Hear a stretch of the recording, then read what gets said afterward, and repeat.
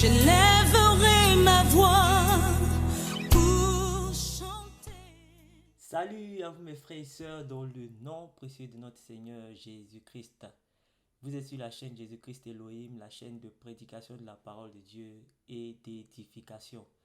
C'est avec joie que je suis présent aujourd'hui devant vous pour la reprise de nos activités sur la prédication et le partage de la parole de Dieu.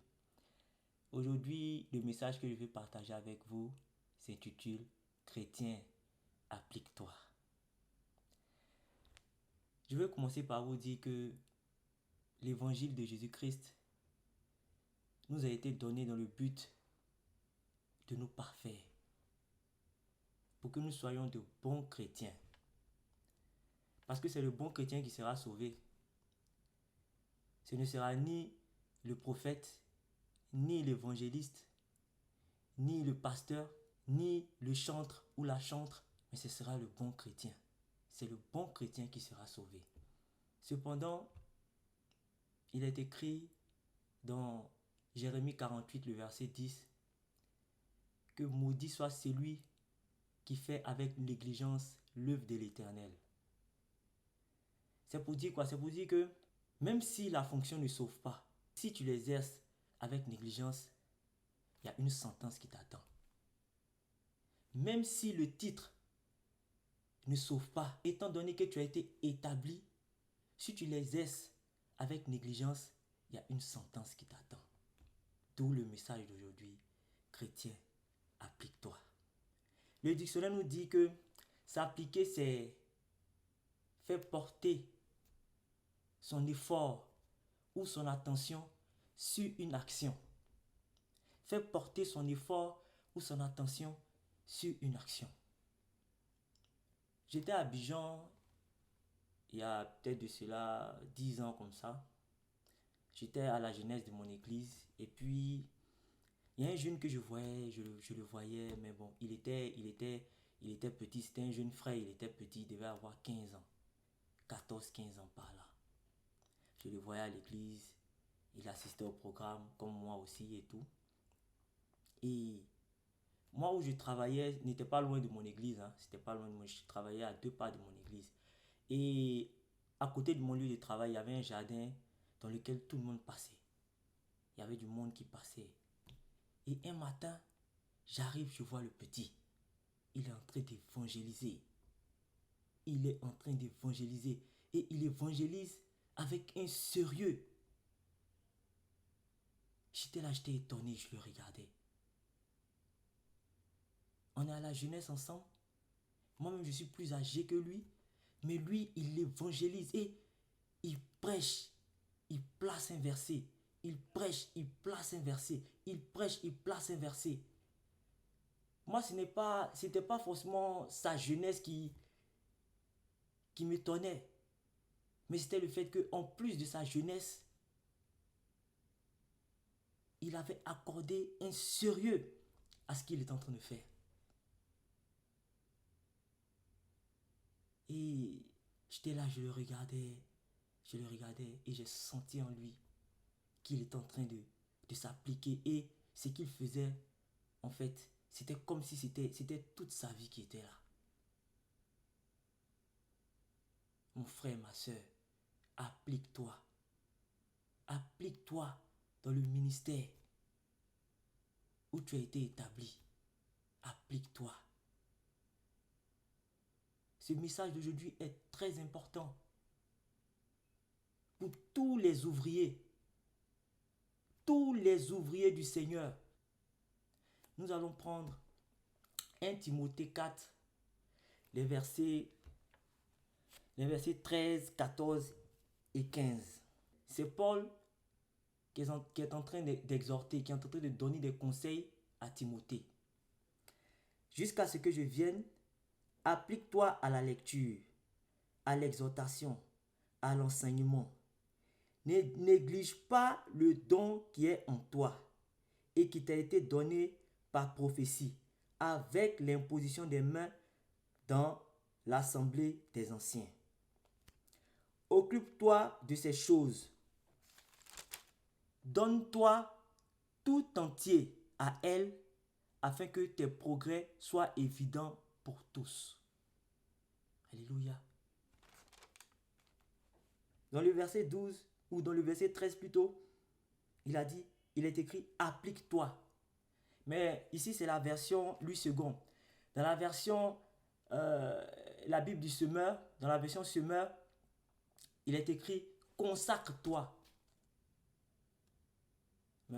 Bon, les deux concourent au même but.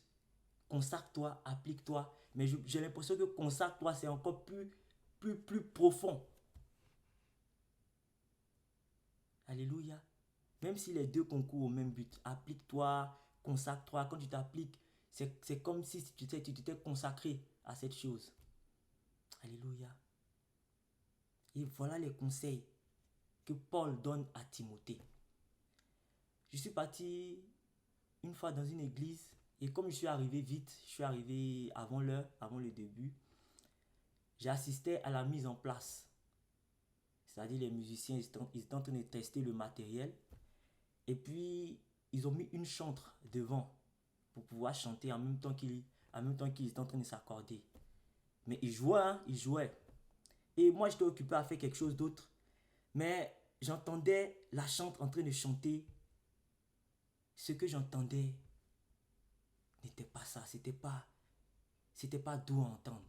Et elle chantait. Mais moi, j'étais occupé à faire quelque chose d'autre. J'étais occupé à faire d'autres choses. Et puis, arrivé à un certain moment, elle a arrêté. Et quand elle a arrêté, une autre l'a succédé et elle a commencé à chanter. Mais je peux vous assurer que quand elle a décollé, quand elle a élevé la voix, elle a capté mon attention en même temps. Elle a capté mon attention. J'ai sauté. Le contraste était complètement différent entre la première qui a chanté et la deuxième. Alors qu'ils étaient encore à l'essayage, hein, ils étaient en train d'accorder le matériel et tout, mais le contraste était complètement différent. Elle a capté mon attention. Et j'étais là, je la regardais. Et après, le culte a commencé. La première, c'est elle qui était à la louange. Mais je peux vous assurer qu'elle était sur la même lancée. Au départ, j'étais levé, mais arrivé un certain moment, je me suis assis. Parce que sincèrement, la louange n'était pas au niveau. Mon frère, ma soeur, toi qui es chantre, laisse-moi te dire, on peut jouer à la poupée. On peut jouer au handball. On peut jouer au football. On peut même s'essayer à faire du vélo. Mais on ne peut pas jouer à la louange. On ne peut pas jouer à l'adoration. On ne peut pas s'essayer à la prédication. Sachez que toutefois où le nom de Jésus doit être invoqué, soit à la louange, soit à la prédication, à l'adoration, quel que soit l'endroit, quel que soit le moment, quelle que soit la disposition dans laquelle nous sommes, nous devons le faire avec sérieux. Nous devons nous appliquer. Parce que c'est plus tu vas t'appliquer dans les petites situations, quand le moment de le rendre face à une assemblée, face à 1000, 2000, 3000 personnes, tu vas faire un rendu exceptionnel, impeccable. Mais si tu t'amuses, si tu ne prends pas au sérieux, si tu ne t'appliques pas pendant les petits moments, tu vas voir que quand le moment de rendre devant les personnes, devant une assemblée, tu vas voir que ce sera un rendement médiocre comme la sœur. Et ce n'est pas seulement dans le domaine de la louange, mais dans tous les autres domaines. Aujourd'hui, nous ne nous appliquons plus. Lorsque nous exerçons le ministère du Seigneur, lorsque nous faisons l'œuvre de Dieu, nous ne nous appliquons plus. Et c'est ce qui fait que certaines personnes, ceux du dehors, réussissent à s'infiltrer, étant déguisés, des loups déguisés qui s'infiltrent dans le corps du Christ. Ils ont la technique, mais ils n'ont pas l'esprit. Ils sont tous d'un dispositif bien huilé, bien rangé. Ils entrent. Ils séduisent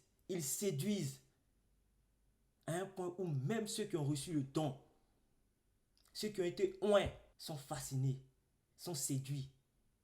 Et ils dorment sur leur don au profit de ces gens-là, au profit des loups déguisés. Mes frères, réveillons-nous. Réveillons-nous, parce que nous sommes infiltrés. À cause du fait que nous n'avons pas pris au sérieux nos dons, nous avons négligé nos dons. Et c'est ce que Paul dit ici, dans le verset 14. Ne néglige pas le don qui est en toi, qui t'a été donné par prophétie, avec l'imposition des mains de l'assemblée des anciens. Nous négligeons nos dons au profit de ceux-là mais qui n'ont même pas la vie de Dieu en eux, qui n'ont même pas l'esprit de Dieu en eux.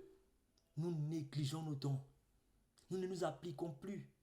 Ce qui fait que des loups déguisés en vêtements d'agneau s'infiltrent dans la bergerie et ils sévissent. Ils séduisent, ils détruisent, ils séduisent, ils détruisent. Et par-dessus tout, ils sont enviés. Ils sont enviés par ceux-là même qui ont le don, ceux-là même qui ont l'esprit de Dieu en eux. C'est vraiment déplorable, c'est vraiment dommage. Frères, sœurs, réveillons-nous. Tu as été établi, tu as été oint pour un ministère. Applique-toi pour que le réveil s'enclenche dans l'église. Il faudrait que tout un chacun s'applique dans le ministère où il exerce. Chacun de nous doit œuvrer pour être un ouvrier de qualité. Chacun de nous doit œuvrer pour être un ouvrier d'exception. Chacun de nous. Une fois, nous sommes allés sur un champ de mission, on allait à l'évangélisation. Et puis, il y avait les baffes, il y avait tout. Avant de commencer, le pasteur a dit à une sœur qui était chantre, tiens le micro, il faut chanter. On était à la gare. Il a dit, tiens le micro, il faut chanter. Elle dit, quoi, tout de suite là, maintenant là? Il dit, oui, tiens le micro, il faut chanter. Et elle a commencé. Elle a élevé la voix. Dès qu'elle a commencé net, tous ceux qui étaient dans la gare, ils se sont arrêtés pour la regarder. Et elle a commencé à chanter. Et quand elle a fini de chanter, nous tous, nous sommes allés maintenant, on allait évangéliser. Mais ça, c'est le résultat de plusieurs années où elle s'est appliquée. Alléluia. Où elle a pris cela au sérieux. Où elle ne s'est pas amusée. Alléluia. Et voilà ce que ça a produit. Quand le moment de rendre devant tous, elle a assuré. L'Esprit de Dieu était là. On a été galvanisés et nous sommes allés évangéliser. Mon frère, aujourd'hui, ce message-là, le Seigneur a permis que je te le donne pour que tu puisses connaître le sursaut et te réveiller, afin que l'Église du Seigneur démontre à la face du monde qu'elle est toujours là, qu'elle existe toujours. Que le nom du Seigneur soit béni. J'espère que vous avez été édifiés après avoir écouté ce message. Que le nom du Seigneur soit béni. Je vous donne rendez-vous pour le mardi prochain. D'ici là, portez-vous bien. Au revoir. Tu es saint, oh Dieu très saint.